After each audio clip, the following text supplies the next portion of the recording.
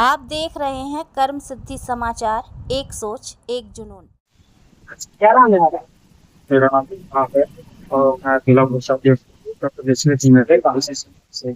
क्या कारण है जो आज आपको जिलाधिकारी कार्यालय जनपद अलीगढ़ आना पड़ा?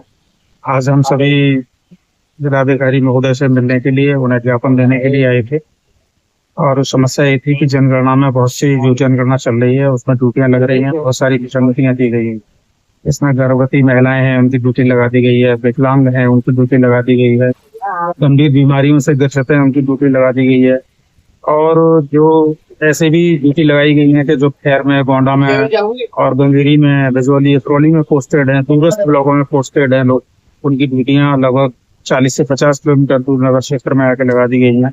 वो वहां से रहते हैं लोग, दूरस्थ क्षेत्र में खैर में रहते हैं, गोंडा में रहते हैं, और छर्रा और गंगेरी में लोग जो रहते हैं वो कैसे यहाँ अलीगढ़ आके ड्यूटी कर पाएंगे।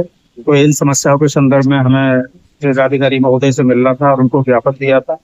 और फिलहाल जो काम चल रहा है हमारे विद्यालय में, सर्व शिक्षा अभियान, जो कि भारत सरकार का महत्वपूर्ण योजना है, वो चल रही है, जिसके अंतर्गत सभी बच्चों का नामांकन विद्यालय में कराना है। सारे बच्चों का नामांकन फिलहाल होना है। और नामांकन कैसे होगा? जब टीचर्स सभी जनगणना करते रहेंगे तो हमारे ये भी अनुरोध था कि कम से कम विद्यालय में एक टीचर को छोड़ दिया जाए तो वो बच्चों का नामांकन करता रहे। अभी रिजल्ट बांटे जा रहे हैं, टीसियां दी जा रही हैं, तो वो टीसी बनाने में भी टाइम लगता है, रेल बनाने में टाइम लगता है। तो जब विद्यालय में कोई होगा नहीं तो कैसे टीसी दे पाएंगे? ये ऑनलाइन नामांकन भी करने होते हैं, पोर्टल पे नाम काटे जाते हैं, टीसी चलाई जाती है, बैच का काम सिलेक्शन किया जाता है, प्रोग्रेशन एक्टिविटी चल रही है, एमडीएम भी विद्यालय में बनना होता है। जब सारे लोगों की ड्यूटी जनगणना में पूरे स्टाफ की लगा दी गई है तो कैसे ये गवर्नमेंट की योजनाएं, कैसे एमडीएम चल पाएगा, कैसे विद्यालयों के जो रजिस्टर हैं वो कैसे अपडेट हो पाएंगे? एक तरफ सरकार ये कहती है कि सारी व्यवस्थाएं ऑनलाइन कर दें, क्या जो ऑनलाइन व्यवस्थाएं कर दी गई है क्या वो अपने आप होंगी कि आज को कोई व्यक्ति ही तो चलाएगा? हाँ, बिल्कुल सही। जब उसमें व्यक्ति ही उसका सहयोग करेगा तो ऑनलाइन की सुविधाओं का सहयोग कैसे लेगी जनता?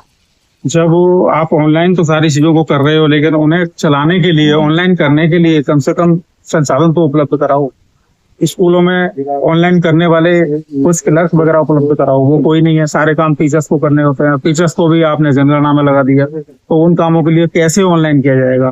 कौन करेगा? पोर्टल अपने थोड़ी ऑनलाइन कर लेगा।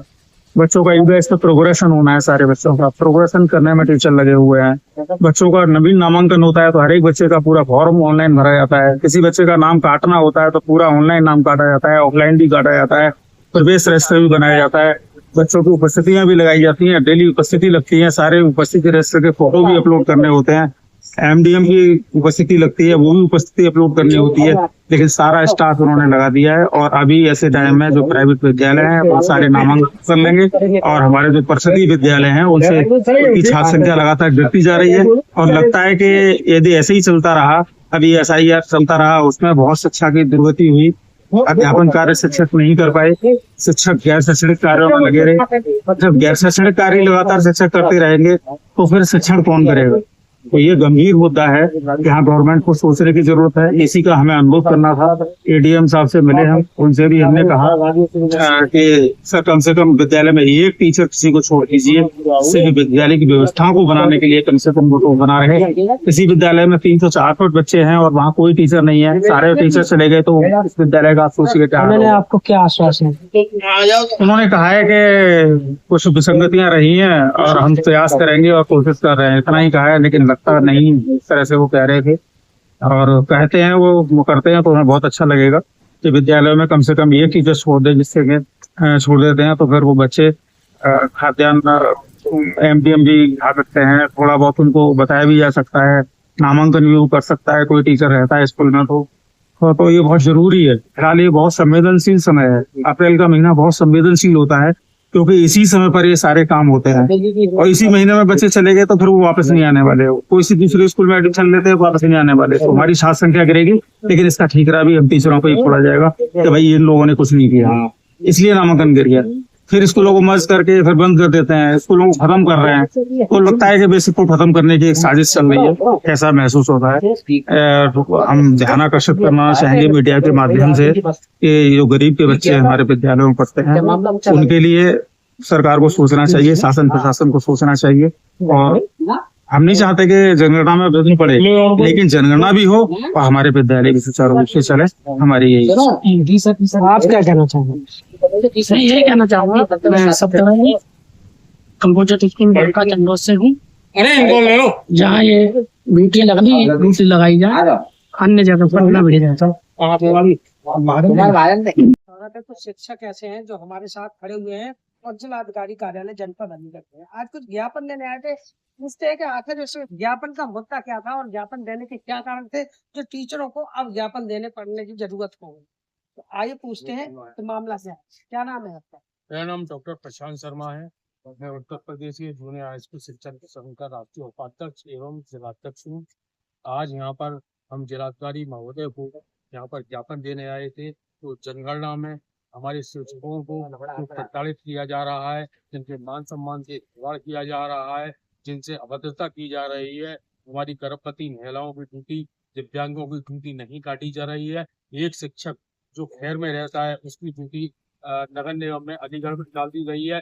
उसी तरीके से लोधा ब्लॉक के शिक्षकों की ड्यूटी जवा में डाल दी गई है, जहाँ से 30 से 35 किलोमीटर दूर विद्यालय है।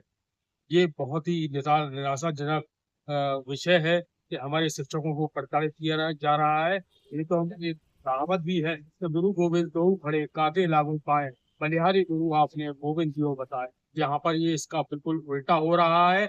हमारे जो हेड टीचर है उनकी भी ड्यूटी लगा दी है। किसी भी विद्यालय में कोई भी शिक्षक, कोई भी कर्मचारी, कोई भी शिक्षा मित्र, कोई भी चतुर्सेदी कर्मचारी नहीं छोड़ा है, सभी की ड्यूटी लगा दी गई है। ये एक बड़ी दुख और खेद का विषय है। स्कूल बंद होने की कगार पे है और निश्चित ये मानिए कि नामांकन का समय चल रहा है। प्राइवेट स्कूल वाले सभी नामांकन कर सब बच्चों को हमारे हाथ से ले जाने का काम कर रहे हैं। जब हम विद्यालयों में नहीं होंगे तो अभिभावक हमको हमारे विद्यालय में क्यों करेगा, जिसका कि पूर्ण उत्तरदायित्व तो हमारा होगा।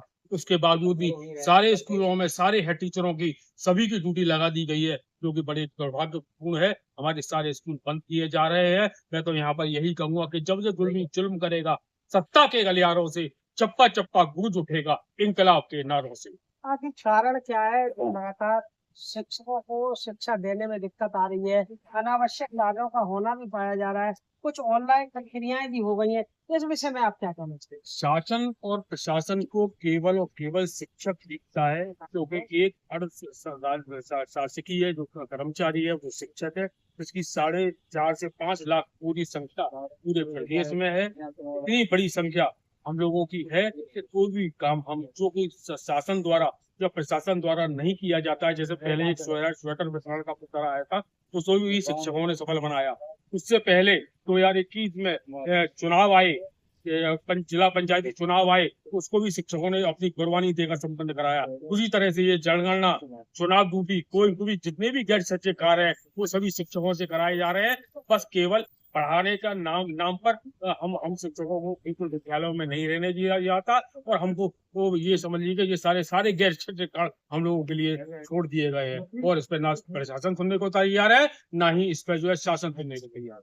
अभी कुछ दिनों पहले एक मुद्दा भी चल रहा था और काफी मामला संगीत तरीके से उठा था कि शिक्षा के लिए जो किताबों का मुद्दा है कि प्राइवेट किताबें चलाई जा रही हैं, उस पर रोक लगाई जाए, उस पर अवैध उगाही की जा रही है। आखिर ये सरकार किस तरह की उगाही के लिए आप लोगों को प्रोत्साहित कर रही है और किस तरह की अवैध उगाही हो रही है? क्या कारण है? इस मामले को अधिकतर संज्ञान में तो लिया जाता है, लेकिन इसमें कोई कार्रवाई करने में सक्षम नहीं है। ये तो एक अपना एक सेतु है। आज जितने भी धनाढ्य लोग हैं वो और धनाढ्य हो रहे हैं, और जो मध्यम वर्गीय और गरीब हैं वो बिल्कुल गरीबी की रेखा से और नीचे चले जा रहे हैं। ये तो अपना एक सेतु है, जो कि सेतु के माध्यम से ये सारी चीजें हो रही हैं। और इस समय में ऐसा समय है कि जहाँ जो भी थोड़ा सा हरी भरकम है, हर व्यक्ति, हर अधिकारी उसी की सुनता है, और जो ये गरीब है उसकी कोई नहीं सुनता। आज हमारी गरीबी जितने भी बच्चे हैं जो कि प्राइवेट स्कूलों में पढ़ रहे हैं, उनको मोटे जैसे 5 से 6 हजार रुपए का कोर्स उनके विद्यालय दिया गया, जिसपे कि सरकार बिल्कुल मौन है, जो एक बड़े खेद का विषय है। इस पे सरकार को एक्शन लेना चाहिए। जो एनसीईआरटी की किताबें हैं उनको लगाना चाहिए। ये बहुत जरूरी है, बच्चों के भविष्य के लिए भी जरूरी है।